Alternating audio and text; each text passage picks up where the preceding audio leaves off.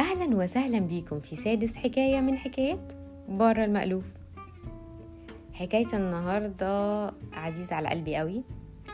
سجلتها قبل ميعاد تسجيلها، بس في ميعاد تسجيلها الأصلي. بقول الغش شوية. لا يعني قصدي انه انا دايما بسجل الحكاية يوم السبت قبل ما تتنشر يوم الحد، بس النهاردة سجلتها يوم 14/7، يوم عيد ميلادي. مش انا عيد ميلادي النهاردة على رأي عادل إمام. وكنت بفكر بما ان انا بحب عيد ميلادي قوي، ليه الناس بتحب اعياد ميلادها؟ وقلت اسأل جوجل، بما انه كل ما بنحتاج بنسأله. لقيته بيقول لي انه محدش بيحب عيد ميلاده غيرك. هو طبعا ما قالش كده، هو قال لي انه في حاجة اسمها اكتئاب اعياد الميلاد، وانه الناس ما بتحبش اليوم دوت. ودخلني في دوامة سوداوية وكئيبة، ولقيته هينكد عليا اليوم. فقررت احكي لكم عن حاجة تانية شغلة بالي من بداية الشهر، من ساعة ما قرب عيد ميلادي. طبعا في ناس كتيرة بتتساءل أنا تميت كام سنة؟ أنا تميت 29 سنة بالتمام والكمال على هذا الكوكب. واللي شاغل بالي مش ان انا بقيلي سنة وهتم 30، عشان ده في ناس ممكن تفكر كده.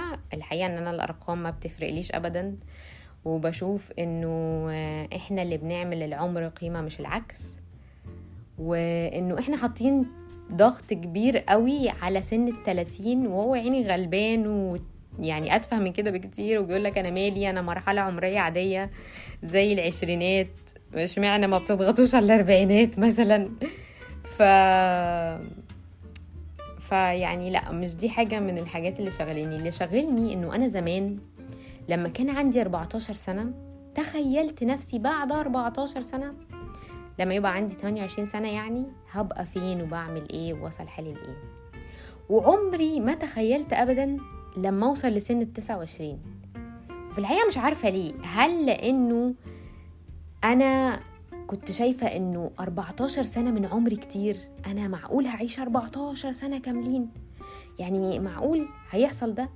أو كنت شايفة أنه الناس لما توصل لسن 28 هيبقوا فاهمين وعارفين هم عايزين ايه، فهيبدأوا يخططوا لبعدين. في الحقيقة مش عارفة، بس أنا دايما كده بحب أتخيل زي أرسم خارطة الطريق قدامي، حتى لو خارطة الطريق دي غلط. وهو طبعا طلعت غلط، كل التخيلات دي ولا حاجة منها طلعت صحيحة. يعني أنا كنت متخيلة أن أنا لما يبقى عندي 28 سنة هيبقى عندي 2 بيبيز ومتجوزة وعايشة حياة هنية لذيذة، وده ما حصلش، فعادي.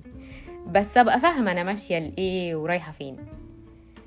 والحقيقة أن أنا داخلة سن 29 سنة ده عمياني، ما عيش أي حاجة. وقررت اني مش هتخيل، هسيبها كده وخليني اشوف سن 29 ده واخدني لفين، وخلينا نمشي مع بعض الرحلة. وقلت هعمل حاجة تانية.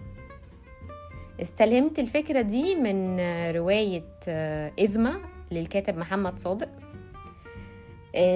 هو في الرواية بعت البطل، يعني عيسى الشواف، بعت لنفسه رسالة وهو صغير لنفسه وهو كبير، عشان يشوفها لما يكبر ويشوف حقق ايه من الحاجات اللي كان بيحلم بيها، واللي حققه يكافئ نفسه عليه، واللي ما حققوش يعاقب نفسه. وانا مش هدخل نفسي في الدوامة دي، انا هبعت رسالة لنفسي بعد 14 سنة.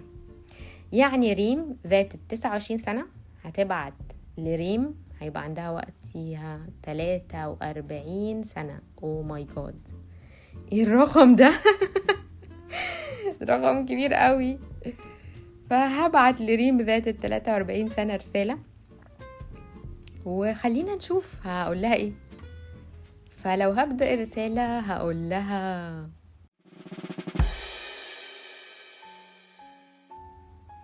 ازيك يا ريم، عاملة ايه؟ يا رب تكوني بخير وتكوني لسه مبسوطة وفرفوشة وروحك خفيفة زي ما انت دايما كده. طمنيني على صحتك، عاملة ايه؟ اعتقد السن اللي انتي وصلتي له دلوقتي ده يبدأ معاه خشونة ركبة وامراض اخرى تانية، فارجوك يخلي بالك على نفسك. يا رب تكوني بصحة كويسة. طمنيني، اتجوزتي ولا لسه؟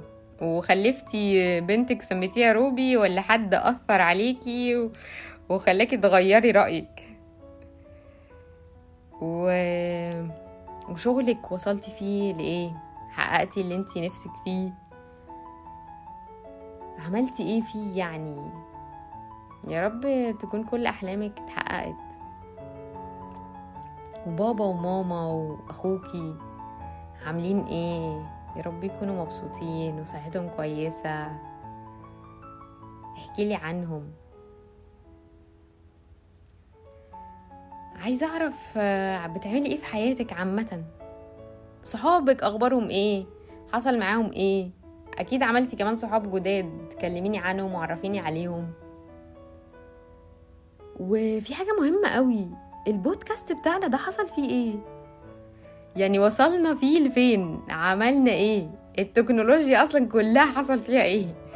احنا 2023 كنا فاكرين انه هيبقى فيه عربيات بتطير، بس الحقيقة انه ما حصلش. فهل عندكم بقى فيه عربيات بتطير ولا امراض هي اللي بتطير؟ عشان احنا كان زمان مرينا بالكورونا، فاكراها ولا نسيتيها؟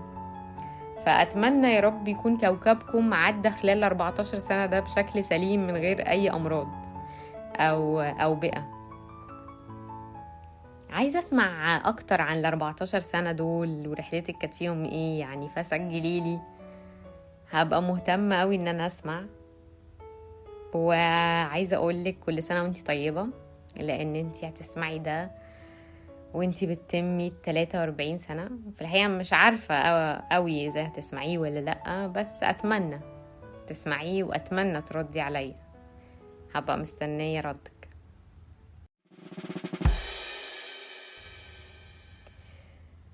هو ده اللي انا اقدر ابعته لنفسي، ومش عارفة اذا حد ممكن يعمل حاجة زي اللي انا عملتها ولا لأ.